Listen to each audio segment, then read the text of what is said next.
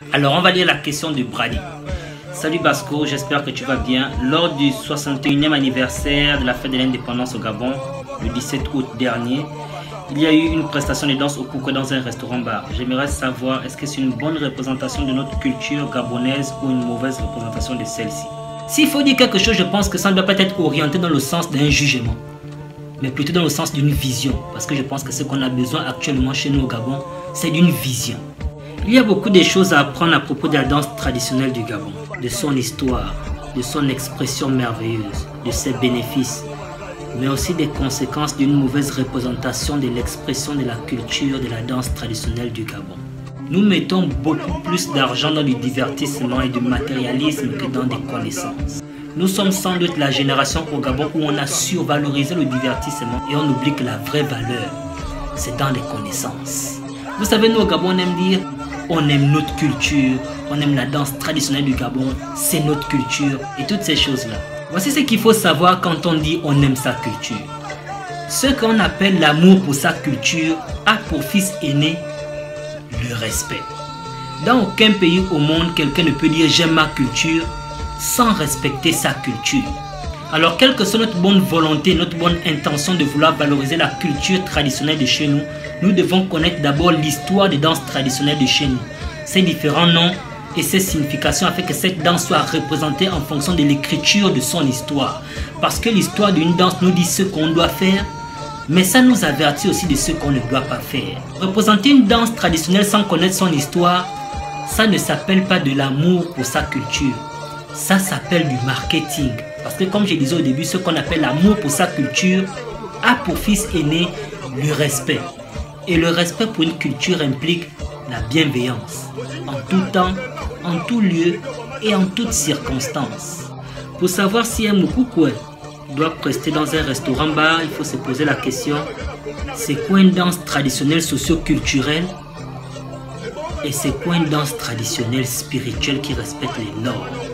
Faisons un rapide tour d'horizon de l'histoire des rapports entre le Moukoué et la spiritualité. Le Mbodi, le Koui et les autres types de Moukoué en fonction de leur masque existent depuis des millénaires. Le Moukoué est à l'origine du nom l'esprit danseur, qui lui portait un message de l'esprit de la forêt aux hommes qui arrivaient au village au pas des danses qui portaient son nom. Le rouge sur son visage représentait le feu, le soleil, la chaleur, la fécondité. Le blanc représentait le passage de la mort à la naissance. C'était aussi le lien avec les ancêtres. La partie frontale en forme de losange représentait la partie qui évoquait même la perfection de la sagesse. Le point central est le principe du créateur, donc Dieu, qui donne naissance aux 4 points cardinaux, donc le monde, et aux 2 couples primordiaux, les humains. Et la partie noire sur son visage représentait...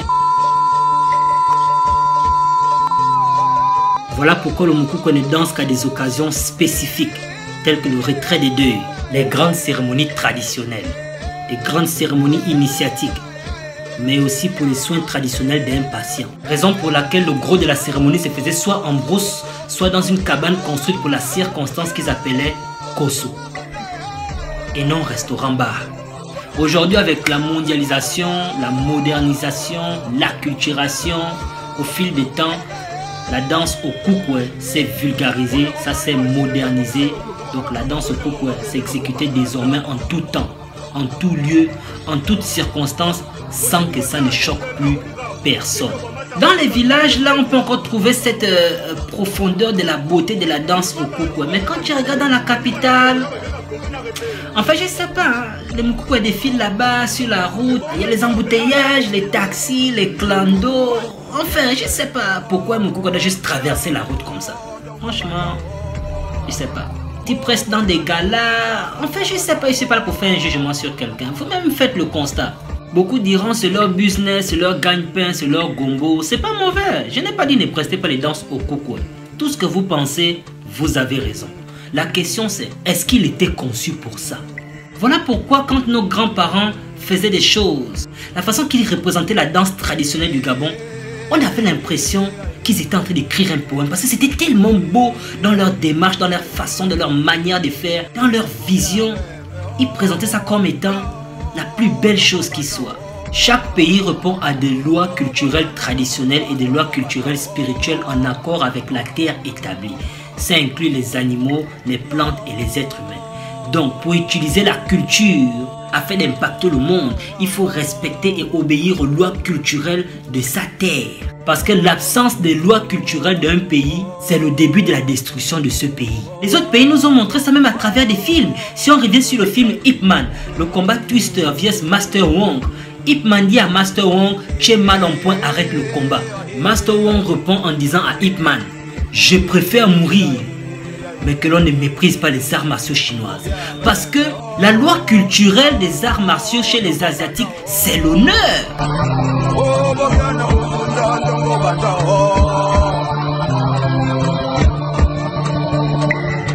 Les Sud-Africains nous ont fait une belle démonstration de la puissance des lois culturelles dans le film Shaka Zulu. Toutes les fois que Shaka, son of the land, Amazulu devait avoir un combat, il partait voir la vieille qui faisait peur là. Parce qu'elle comprenait les lois culturelles du peuple ici Zulu qui était connecté à la guerre. Les Zulus sont des guerriers, voilà pourquoi ils étaient connus pour leur armée formidable. Il faut donc constamment comprendre que la vraie valeur de la danse Okukwe, ce n'est pas dans le jeu de pied rapide et extraordinaire. C'est plutôt dans la connaissance qui est au centre de cette danse, qui répond à des lois traditionnelles parce que c'est la bonne danse traditionnelle, qui respecte les consignes et les normes de la spiritualité. Brady, ta question est beaucoup plus profonde que ça. Je ne dis pas que tu as mal posé ta question, mais l'histoire de la culture du Gabon n'est pas enseignée au Gabon. Donc c'est pas le manager du restaurant-bar qui va vraiment connaître de quoi il s'agit. La grande majorité de la population gabonaise ne connaissent pas l'histoire des danses traditionnelles du Gabon. Pire, 99% des leaders de la culture dans les ministères et partout au Gabon ne connaissent même pas en quelle année il fait l'apparition du premier Mukukwe du Gabon. Dans quel village du Gabon il avait fait son apparition, dans quelles circonstances. Quel est le nom du Gabonais qui avait reçu l'honneur de l'esprit de la danse masquée. Oui, parce qu'un Gabonais comme toi et moi avait décidé que le Mukukwe va ressembler à ça en fonction de la façon dont il avait fait son apparition. Tu vois que c'est pas enseigné, parce que c'est pas important pour nous. Étudier l'histoire de la culture gabonaise, chez nous ça s'appelle le vampire, la sorcellerie, la magie. Étudier l'histoire de la culture des autres, ça s'appelle faire des hautes études, faire l'école. D'où le terme qu'on utilise chez nous, le Ouattara est fort. Il y a comme les établissements bilingues chez nous au Gabon en 2021 qui enseignent à nos enfants le latin. Vous-même allez-y voir nos enfants dans les écoles bilingues là, laïques là, en train d'apprendre les Danimus, Cicéron, Cyranimus, quand ils ne connaissent même pas ce qui veut dire Elomba. Donc mon frère Brady, la question ici n'est pas de savoir est-ce que si un Mukukwe presse dans un restaurant-bar, c'est une mauvaise représentation de notre culture. La vraie question ici, c'est nous en tant que Gabonais. Quand on décide de faire jouer les danses Okukwe dans des lieux, des événements, des circonstances qui ne sont pas adaptées, en phase et en accord avec ceux pour qui il a fait son apparition, est-ce qu'à ce moment-là, notre intelligence travaille pour nous ou ça travaille contre nous?